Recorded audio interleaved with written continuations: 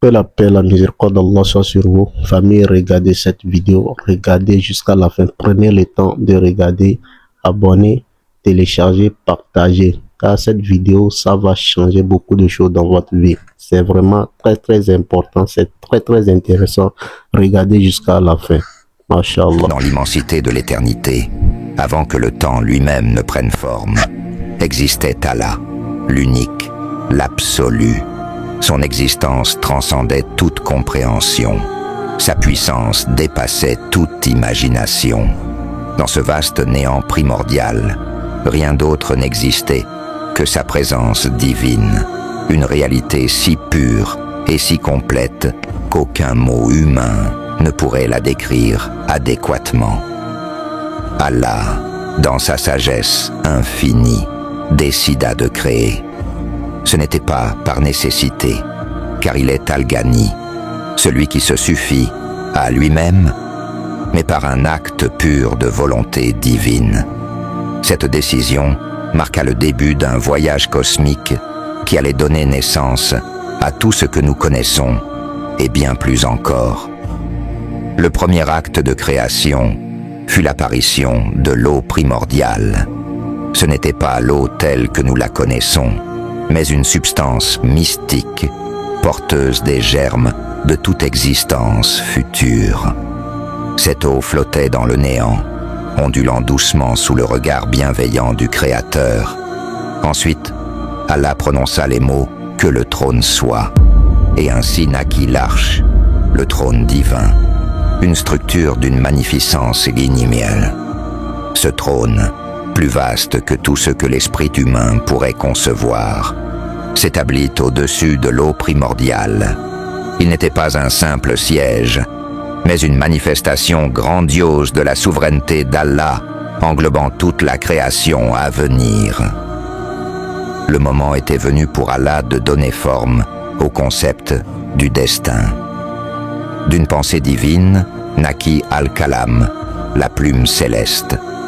Cette plume n'était pas un simple instrument d'écriture, mais une entité consciente, dotée d'une intelligence divine. Elle flottait, majestueuse, attendant les ordres de son Créateur. Allah s'adressa alors à Al-Kalam, écrit. La plume, dans un acte d'obéissance parfaite, s'inclina respectueusement et demanda « Que dois-je écrire, ô mon Seigneur ?» La voix d'Allah, empreinte d'une autorité infinie, résonna à travers l'éternité, écrit le destin de toutes choses jusqu'au jour de la résurrection. À cet instant précis, Al-Kalam commença son œuvre divine. Son mouvement gracieux traçait des lignes invisibles dans le tissu même de la réalité. Chaque trait, chaque courbe était empreinte d'une signification cosmique. La plume inscrivait non seulement les événements à venir, mais aussi les lois qui régiraient l'univers, les principes fondamentaux de l'existence et les destins entrelacés de chaque être qui existerait un jour. Tandis que la plume écrivait, une lumière éblouissante jaillit, donnant naissance à Allahu al-Mahfouz, la tablette préservée. Cette tablette, d'une nature sublime et imperceptible pour les mortels, devint le réceptacle sacré de tout ce qu'Alam inscrivait. Chaque décret, chaque destin y fut gravé avec une précision divine. Le processus d'écriture était une symphonie cosmique d'une complexité infinie. Al-Kalam traçait le destin de chaque atome, de chaque molécule, de chaque être vivant à naître. Elle inscrivait le nombre exact de battements de cœur de chaque créature, chaque pensée qui traverserait leur esprit, chaque action qu'elles accompliraient. La plume écrivit les orbites des planètes, le scintillement des étoiles, le rugissement des océans. Elle consigna la chute de chaque feuille, le vol de chaque oiseau, le murmure de chaque brise. Rien ne fut omis, du plus grand événement cosmique au plus infime mouvement d'un grain de sable. Alors que l'écriture se poursuivait, des formes lumineuses commencèrent à apparaître autour de la tablette préservée. C'étaient les premiers anges, des êtres de pure lumière, créés par Allah pour être les témoins silencieux de ce processus divin. Ils observaient avec émerveillement et révérence la plume tracer le destin sur la tablette, comprenant la grandeur et la sagesse infinie d'Allah. Parmi ces anges, certains furent désignés pour des tâches spéciales liées au destin. Jibril, Gabriel, l'ange de la révélation, fut chargé de transmettre les décrets divins aux prophètes à venir. Mikaïl fut assigné à la gestion des forces de la nature, veillant à ce que chaque goutte de pluie tombe exactement où et quand il était prédestiné. Israfil reçut la responsabilité de souffler dans la trompe le jour du jugement, marquant la fin des temps telle qu'inscrite sur la tablette. L'écriture du destin incluait également le concept du libre arbitre humain. Allah, dans sa sagesse infinie, créa un équilibre parfait entre la prédestination et le choix. Chaque décision que l'homme prendrait était déjà connue d'Allah et inscrite, non pas comme une contrainte, mais comme une connaissance parfaite de ce que chaque âme choisirait librement. Al-Kalam inscrivit les épreuves et les joies, les moments de foi profonde et les périodes de doute. Elle traça le chemin de chaque prophète, de chaque saint, de chaque pécheur. Le destin de nations entières, leur ascension et leur chute, fut gravé sur la tablette préservée. Alors que la plume continuait son œuvre, le concept du temps commença à prendre forme. Le passé, le présent et le futur s'entremêlaient dans une danse cosmique sur la tablette. Pour Allah, tout existait dans un éternel présent. Mais pour ses créations à venir, le temps serait une réalité linéaire, un fleuve coulant inexorablement vers le jour du jugement.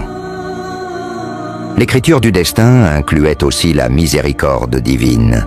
Allah intégra dans le destin la possibilité de changement à travers la doua, supplication. Cette flexibilité divine permettrait aux prières sincères d'influencer le cours des événements, tout en restant dans le cadre de ce qui avait été prédestiné. Alors que la plume approchait de la fin de sa tâche divine, elle inscrivit les derniers moments de l'existence. La fin des temps, la résurrection, le jour du jugement. Chaque âme serait ressuscitée, chaque action serait jugée, exactement comme il avait été écrit sur la tablette préservée. Enfin, après avoir inscrit le destin de toutes choses, depuis le premier instant de la création jusqu'à l'éternité dans l'au-delà, Al-Kalam s'arrêta. Sa tâche était accomplie. La tablette préservée brillait d'une lumière divine, contenant en elle toute l'histoire de l'univers, passée, présente et future. Allah contempla l'œuvre accomplie. Tout était parfait, chaque détail exactement comme il l'avait voulu. Le stage était maintenant prêt pour le grand drame de la création à se dérouler. C'est alors qu'Allah prononça les mots qui allaient donner vie à tout ce qui avait été écrit. Kun fayakun. Soit, et cela fut. L'univers explosa en existence. Chaque particule, chaque galaxie, chaque être vivant prenant sa place exactement comme il avait été inscrit sur la tablette préservée. Ainsi commença l'histoire de notre univers, chaque moment se déroulant selon le plan divin. Chaque événement une manifestation de ce qui avait été écrit par Al-Kalam sur Al-Lawh al-Mahfouz. Le destin était établi, la trame divine de l'existence tissée avec une perfection absolue. Et c'est ainsi que nous, créatures d'Allah, vivons nos vies, chaque instant une actualisation de ce qui a été décrété, chaque choix une manifestation de notre libre arbitre dans le cadre du destin divin. Notre rôle est de vivre avec foi et sincérité, sachant que chaque moment de notre existence fait partie d'un plan plus grand, conçu par une sagesse qui dépasse notre compréhension. Que cette connaissance de l'origine du destin nous inspire à vivre nos vies avec gratitude, responsabilité et confiance en la sagesse infinie d'Allah. Car en vérité, c'est vers lui que nous retournerons tous, exactement comme il a été écrit sur la tablette préservée depuis le début des temps. Allahu A'lam.